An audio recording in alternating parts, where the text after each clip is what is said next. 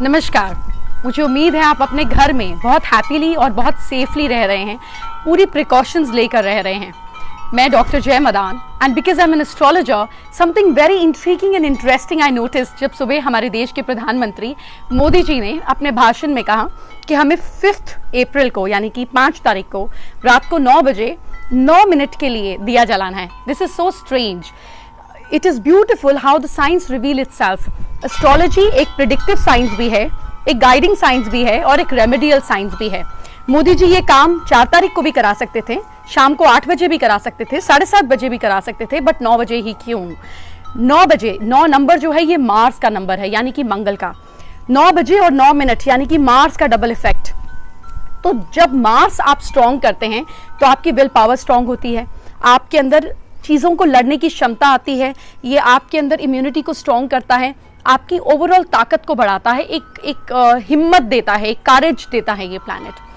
और 5 तारीख को चंद्रमा जो है ये लियो में है, यानी कि सिंह राशि में है। सिंह राशि यानी कि सूर्य की राशि, सूर्य मतलब कि रोशनी। तो जब आप रोशनी जलाएंगे तो चंद्रमा को भी ताकत मिलेगी, यानी कि आपके मन को ताकत मिलेगी। आपके मन को नहीं, हमारे देश को भी ताकत मिलेगी।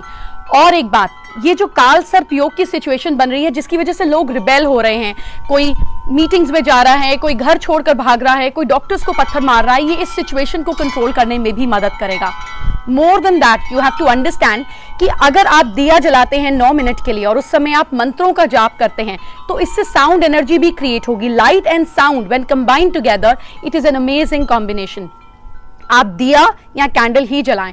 आई वुड सजेस्ट कि आप बहुत ज़्यादा इलेक्ट्रॉनिक लाइट का प्रयोग ना करें, क्योंकि इलेक्ट्रॉनिक्स भी राहु को रिफ्लेक्ट करता है और हमें राहु की एनर्जी को ही इस समय कम करना है, यानी कि अंधकार को कम करना है। तो जब आप दिया जलाएं वो मस्टर्ड ऑयल का होगा तो बहुत अच्छा है, ये आपकी हेल्थ के लिए अच्छा है। अगर आप घी का दिया जलाते हैं तो उसमें आप थोड़ा सा कपूर ज़रूर डालिए। अगर आप तिल के तेल का दिया जलाते हैं तो उसमें आप एक लौंग डाल सकते हैं, ताकि आप सैटर्न यानी कि जो डिजीज़ फैल रहा है इसकी एनर्जी को कंट्रोल कर सकें। दूसरी चीज़, अगर आप कैंडल जलाते हैं तो आप उसमें कुछ दाने बार्ले यानी कि ज्वार के डाल दीजिए, ताकि राहु के इम्पैक्ट को कम किया जा सके। अगर हम सब देशवासी ये सब मिल के करेंगे, क्योंकि 5 तारीख को 9 बजे जो सिचुएशन ट्रांजिट की होगी, क्योंकि उस समय लिब्रा असेंडेंट होगा, तो राहु 9th हाउस में होगा लिब्रा असेंडेंट के।